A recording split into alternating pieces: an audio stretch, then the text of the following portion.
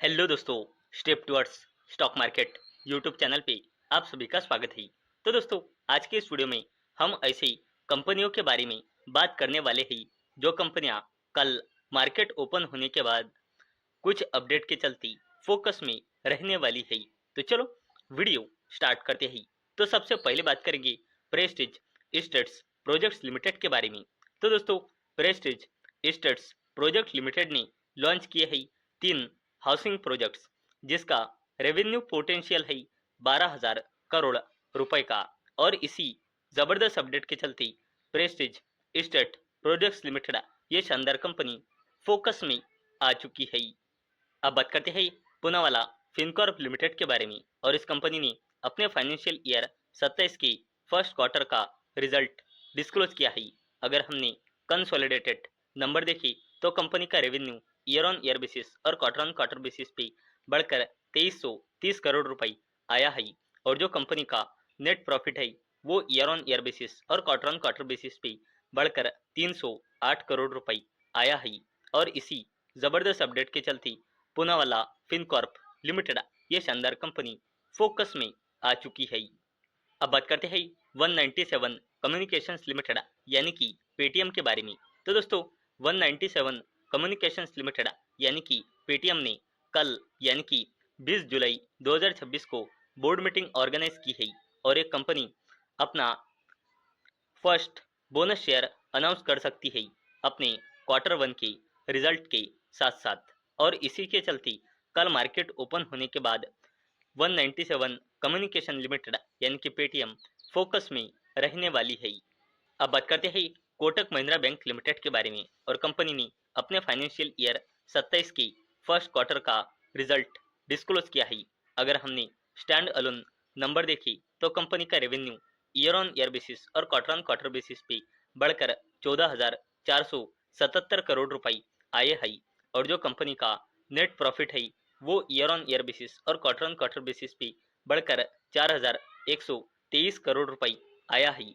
और अगर हमने कंपनी का ग्रॉस एनपीए और नेट एनपीए देखा तो वो भी ईयर ऑन ईयर बेसिस और क्वार्टर ऑन क्वार्टर बेसिस पे घटकर कंपनी का ग्रॉस एनपीए 1.18% और नेट एनपीए 0.27% आया है। और दोस्तों, मैं यहाँ पे माफी चाहता हूँ, कंपनी का net NPA quarter on quarter basis पे इंक्रीज हुआ है।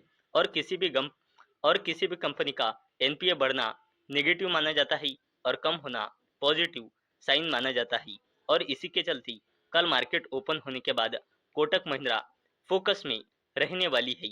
अब बात करते हैं एक्सिस बैंक लिमिटेड के बारे में। और कंपनी ने अपने फाइनेंशियल ईयर 2027 के फर्स्ट क्वार्टर का रिजल्ट डिस्क्लोज किया है। अगर हमने स्टैंड अलोन नंबर देखे तो कंपनी का revenue year on year basis और क्वार्टर ऑन क्वार्टर बेसिस पे बढ़कर 33,986 करोड़ रुपए आया है। और अगर हमने कंपनी का नेट प्रॉफिट देखा तो वो ईयर ऑन ईयर बेसिस और क्वार्टर ऑन क्वार्टर बेसिस पे बढ़कर 7,114 करोड़ रुपए आया है। और एक्सिस बैंक लिमिटेड का एनपीए यानी कि ग्रॉस एनपीए और net NPA year on year basis और क्वार्टर ऑन क्वार्टर बेसिस पे कंपेयर करके आप देख सकते हो। और इसी अपडेट के चलते कल मार्केट ओपन होने के बाद एक्सिस बैंक फोकस में रहने वाली है। बात करते हैं आईसीआईसीआई बैंक लिमिटेड के बारे में। और इस कंपनी ने भी अपने क्वार्टर 1 का रिजल्ट डिस्क्लोज किया है। अगर हमने स्टैंड अलोन नंबर देखी तो कंपनी का revenue year on year basis और क्वार्टर ऑन क्वार्टर बेसिस पे बढ़कर 45,671 करोड़ रुपए आया है। और अगर हमने नेट प्रॉफिट देखा तो वो ईयर ऑन ईयर बेसिस और क्वार्टर ऑन क्वार्टर बेसिस पे बढ़कर 14,804 करोड़ रुपए आया है। और अगर हमने आईसीआईसीआई बैंक लिमिटेड का ग्रॉस एनपीए और नेट एनपीए देखा तो आप ईयर ऑन ईयर बेसिस और क्वार्टर ऑन क्वार्टर बेसिस पे कंपेयर करके देख सकते हो। और एनपीए कैसा देखते हैं मैंने आपको पहले ही बताया हुआ है। और इसी अपडेट के चलते कल मार्केट ओपन होने के बाद आईसीआईसीआई बैंक लिमिटेड भी फोकस में रहने वाली है। ऐसे ही दोस्तों, हम एचडीएफसी बैंक लिमिटेड को भी कल फोकस में रख सकते हैं क्योंकि इस कंपनी ने भी अपने क्वार्टर 1 का रिजल्ट डिस्क्लोज किया है।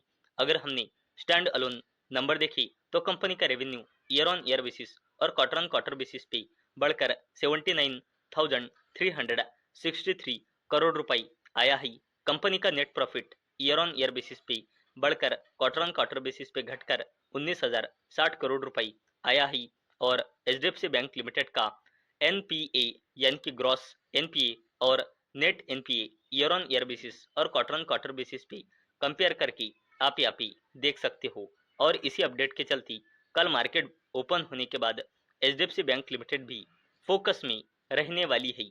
और इन कंपनियों के चलते कल बहुत सारे इंडाइसेस भी फोकस में रहने वाली है। और दोस्तों, अगर हमने रिलायंस इंडस्ट्रीज लिमिटेड की बात की तो इस कंपनी ने भी अपने क्वार्टर वन का रिजल्ट डिस्क्लोज किया है। अगर हमने कंसोलिडेटेड नंबर देखी तो कंपनी की sales year on year basis पे और क्वार्टर ऑन क्वार्टर बेसिस पे बढ़कर 3,09,468 करोड़ रुपए आई है। और जो कंपनी का नेट प्रॉफिट है वो ईयर ऑन ईयर बेसिस पे घटकर और क्वार्टर ऑन क्वार्टर बेसिस पे बढ़कर 23,196 करोड़ रुपए आया है। और इसी अपडेट के चलते कल मार्केट ओपन होने के बाद मुकेश अंबानी की रिलायंस इंडस्ट्रीज लिमिटेड फोकस में रहने वाली है। टाटा ग्रुप की टाटा पावर कंपनी लिमिटेड के बारे में तो दोस्तों, टाटा पावर कंपनी लिमिटेड को रिसीव हुआ ही letter of award solar energy corporation of India limited की ओर से, जिसे SECI ऐसा शॉर्ट फॉर्म में कहा जाता है। और दोस्तों, इस लेटर ऑफ अवार्ड की रिसीव होने के चलते Tata power company limited 324 megawatt और 2,592 megawatt hour pump storage plant से पंप स्टोरेज सर्विसेज प्रोवाइड करेगा। और इसी जबरदस्त अपडेट के चलते कल मार्केट ओपन होने के बाद टाटा ग्रुप की टाटा पावर कंपनी लिमिटेड भी फोकस में रहने वाली है। तो दोस्तों, आज के इस वीडियो में हमने ऐसी कंपनियां देखी जो कल मार्केट ओपन होने के बाद फोकस में रहने वाली है कुछ जबरदस्त अपडेट के चलते। तो दोस्तों, मुझे उम्मीद है आपको वीडियो पसंद आई होंगी। तो दोस्तों, अगर आपको वीडियो पसंद आई होंगी तो इस वीडियो को लाइक करें और चैनल को सब्सक्राइब करें। और दोस्तों, मैंने ये वीडियो सिर्फ और सिर्फ एजुकेशन और इन्फॉर्मेशन पर्पस के लिए बनाई है। मेरी ओर से कोई भी रिकमेंडेशन नहीं है कि आप इन स्टॉक्स को बाय करें, सेल करें या फिर होल्ड करें। तो चलो मिलते हैं कल शाम 6 बजे। तब तक के लिए टाटा, बाय बाय।